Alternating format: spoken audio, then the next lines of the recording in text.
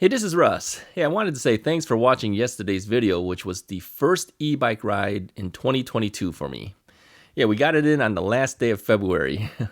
The previous to that, the last ride I did was mid-December. So 2.5 months later, we're back out on the e-bike. Now, I think that's only because the weather has been cooperative, and I'm hoping that tomorrow, which would be Wednesday, which would be today as you're seeing this, I'm hoping to go out again. And, the thing is that as I went out yesterday, I was kind of analyzing the video after I got a chance to look at it, and I said, a lot of these paths that I go on will likely be wet.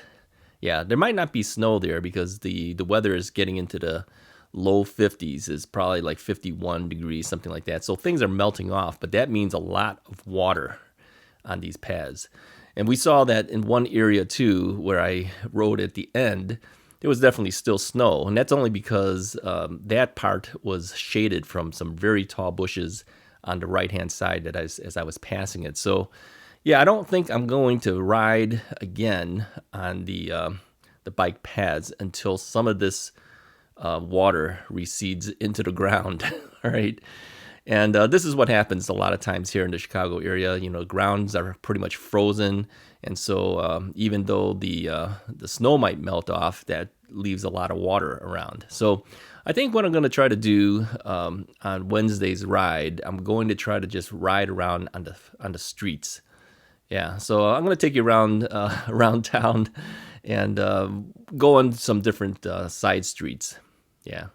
I mean, I think the key thing is to actually just get out there and get my knee ready to go. Now, let me give some background on what happened after the ride, because some people have asked me how the knee was doing and did I feel more strain after being away for 2.5 months of riding. Yeah, I could definitely feel it in my knee. Yeah. I woke up in the morning and I says, oh, I know I kind of strained this thing a little bit.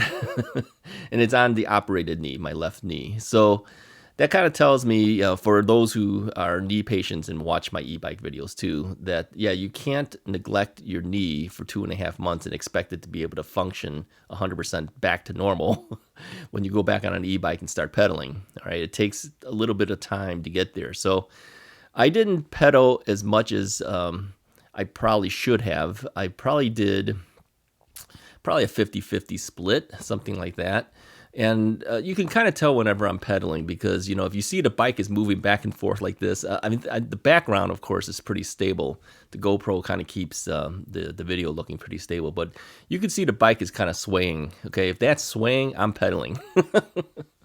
And you might also see that I'm throttling too because I have the thumb throttle. But let me tell you and assure you that a lot of times when I'm throttling, I'm still pedaling as well.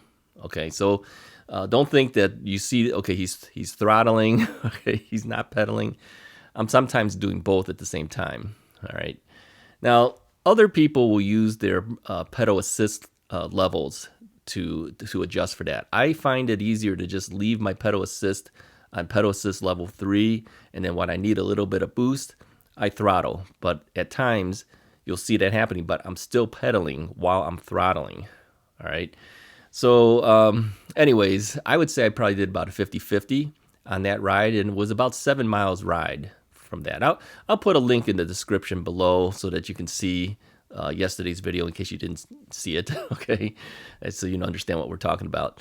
But yeah, I did about 7 miles of ride. I could have gone more, but my battery was not charged fully. It was still at the 70% or lower level because they don't want you leaving the battery at full 100% charge if you're not using the battery for that long. So I think most of the manufacturers recommend about a 70 or so percent power level. So that's where it's sat. And so I put both batteries on the bike just so that in case one were to actually die out, I had another battery to bring me home. But the one battery that was on the rack, I had used that a little bit more than I had used the one that's actually stuck into the triangle of my bike. And I think I didn't charge that up at all after I used it the previous time, so it was dropping down really fast. So When I charged up both batteries, I'm going to give you some numbers here. Now, these are 52 volt, 20 amp hour triangle batteries that I have. And so it took, let's see, I think I started charging that maybe around 2 o'clock. I don't think it finished until about 7:30 in the evening, something like that, where I got a full 100% charge onto it. So it took it a while even to bring it from the so-called 70% level on up for that one battery. And then, of course, the battery that I did use, of course, it probably dropped lower than that because I was using that to ride on. And yeah, that took a little bit longer. All right, probably until maybe 8:30, 9 o'clock at night, something like that.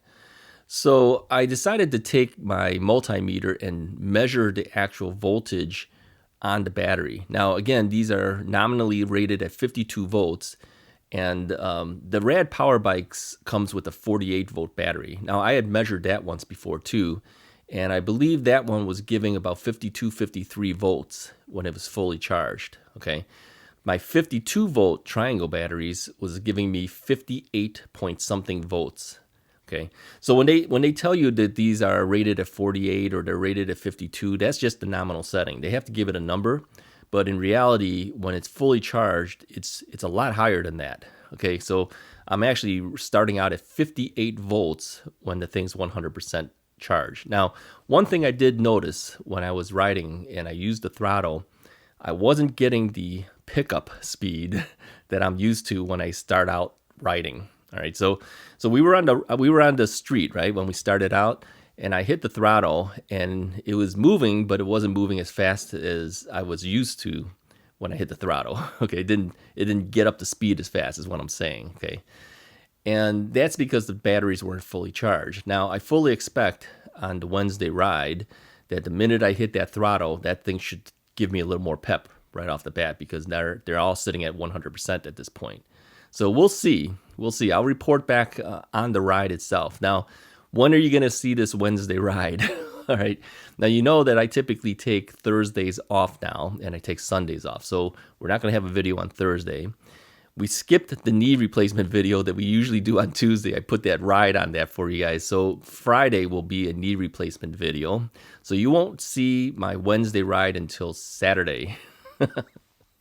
So you have to hold tight and watch that because we still need to show the knee replacement subscribers a little bit of something that I wanted to say for the knee stuff, but it got pushed off. Now, I've always said that we'll probably do one knee replacement video per week as long as there's still interest in that.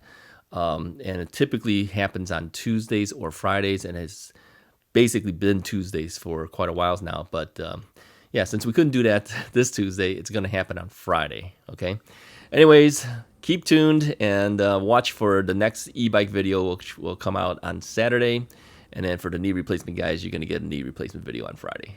Anyways, if you like this video, go ahead and hit the like button, hit the subscribe button. I'll talk to you guys next time.